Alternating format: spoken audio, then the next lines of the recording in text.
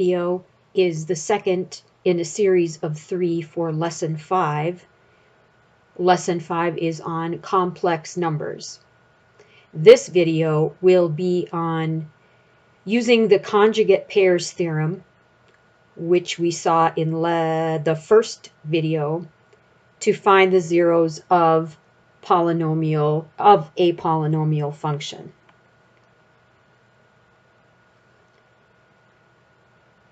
Just a reminder, in case you weren't aware, kittens are cute. No, that's not it. Complex numbers come in conjugate pairs. If a plus bi is a zero of a function, then a minus bi will also be a zero of the function. We can make use of this knowledge to find the polynomial or the equation form given the degree of the polynomial and some information about the zeros. Here we have a degree 4 polynomial.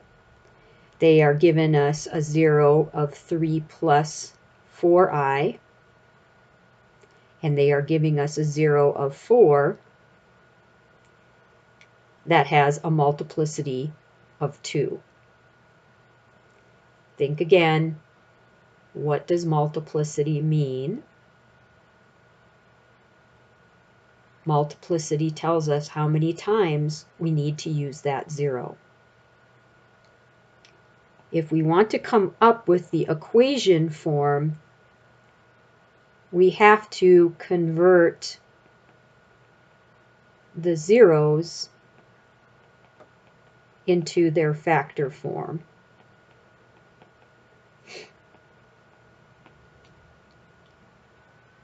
But first, wait, let's make this step 2. Step 1 would be to find any remaining zeros.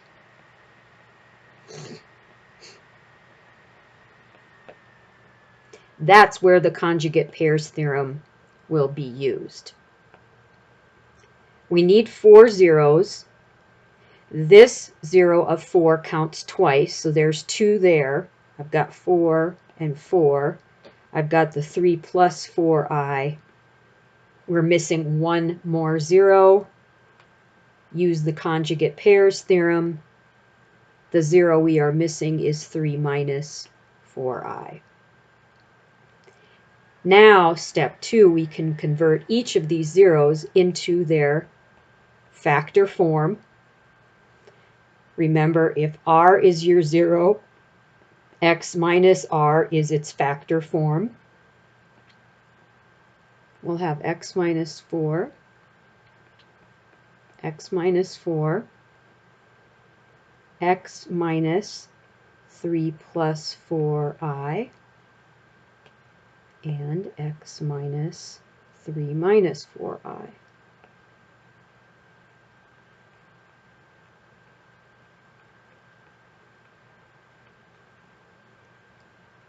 You could probably leave it like this, and my open math would be fine with it, but you may want to do some simplifying with these two factors. You also, if you wanted, could write the x minus 4 squared. To simplify those complex factors, it's a matter of distributing the negative. This first one would be x minus 3 minus 4i. I distribute here, x minus 3 plus 4i. Here is our function, or the equation form of our polynomial.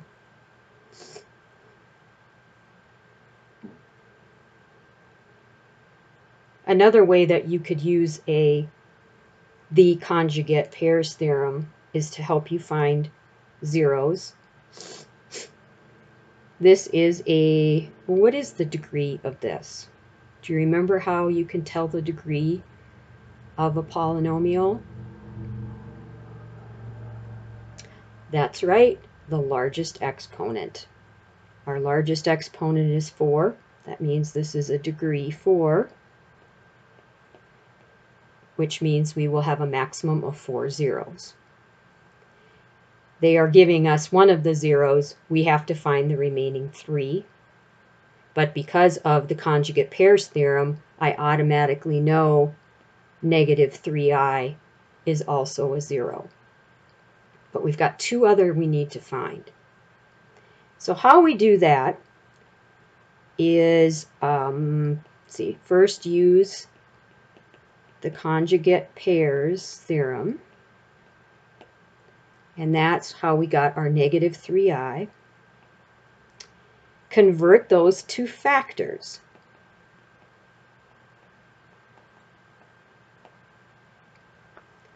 I would have x minus 3i, x minus negative 3i. So that would be x minus 3i and x plus 3i. Then we are going to multiply them. We've done this before in the previous video. X times x is x squared plus 3ix minus 3ix minus 9i squared.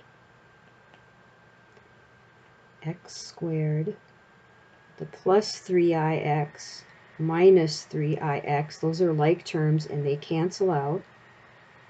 Remember, I squared is the same thing as negative 1. Negative 9 times negative 1 will make a positive 9. This is where we can see the conjugate pairs theorem in action. We have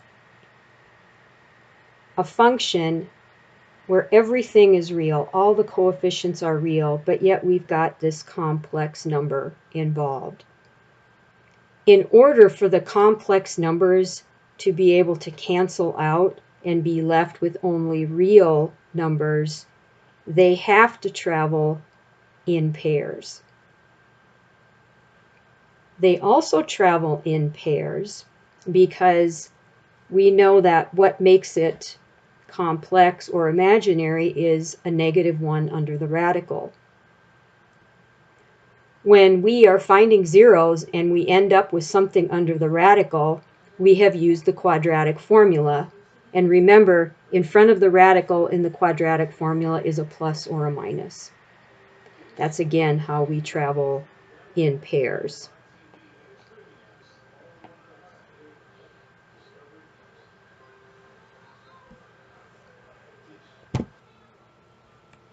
As we're working on math, if you hear gun smoke in the background, my dad is upstairs watching TV in the next room and there might be a little gun smoke coming through.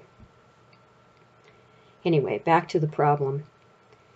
Conjugate pairs theorem, we multiplied, we got this. How can this and this help us find the remaining zeros? I think I heard somebody say long division. We can perform long division using this, which is representing 2 factors. So step 4 then is long division.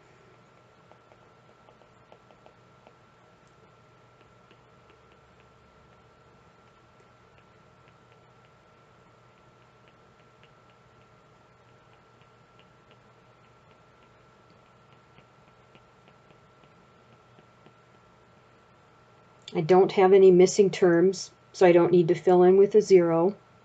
Remember, with long division, you were looking at the leading terms. I am going to need a 3x squared to get a 3x to the 4th. 3 times 9 will give me 27x squared. I'm going to line up my like terms, so right now I don't have an x cubed. I'm just going to put in the 0. I need to change signs. subtract,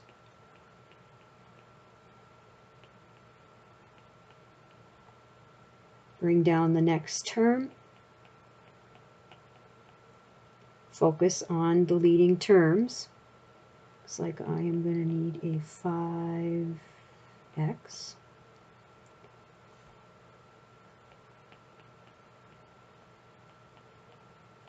Line up your like terms. You can fill in with a 0x squared if you want, but you don't have to if that does not work for you.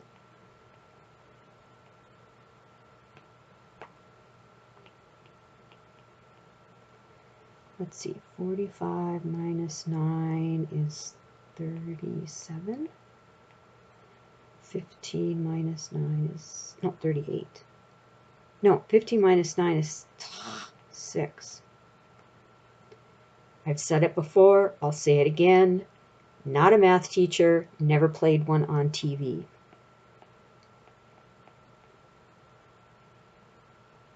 Then I need a -2. Oops. You know what? I did this wrong. You guys, you're saying, wait, no, this is wrong. This is wrong. I got so excited about Gunsmoke that 5 times 9 will be 45x. And this will be minus. So this would be 0x minus 18. All right, then I get a -2x squared, and I get minus 18. Change signs, and I end up with a remainder of 0. I have 3x squared plus 5x minus 2. That's how I will find my remaining zeros. That is a quadratic. You could do the quadratic formula. That's probably a good way to go, or possibly it will factor. And you can find the remaining 2 zeros for this function. This concludes the second video for Lesson 5 on complex numbers.